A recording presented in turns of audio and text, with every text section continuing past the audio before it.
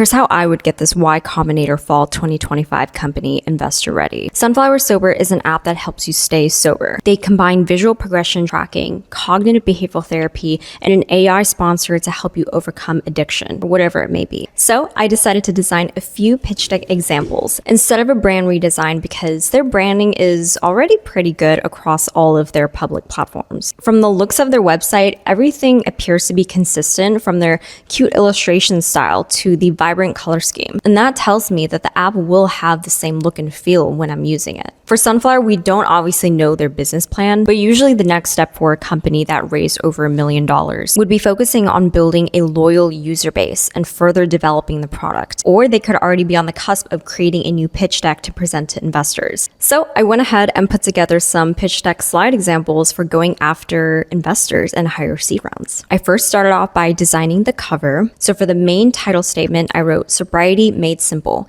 and then carrying that meaning with a quick sub copy of the app helping millions overcome addiction with community, care, and clarity. And next to that, I added a mock-up of the app's main feature, which is a sobriety tracker for how long the user has stayed sober. And the next one I created is the problem slide. And I usually like to do storytelling in the lens of doing things quite literally, of encapsulating the emotion of the problem. So in this case, I used a gray, barren landscape as the background to make the slide feel very gloomy and depressing to match the horrific statistic on addiction. 40 million Americans struggle with addiction. Alcohol and opioids to nicotine, gambling, and digital dependency. Traditional rehab is expensive, right? People can spend well over $10,000. It's inaccessible and has high relapse rates, and most people don't seek help until it's too late. But when we go to the next slide, we have the solution to the problem. So this is the solution slide. I added Sunflower makes sobriety accessible, affordable, and stigma-free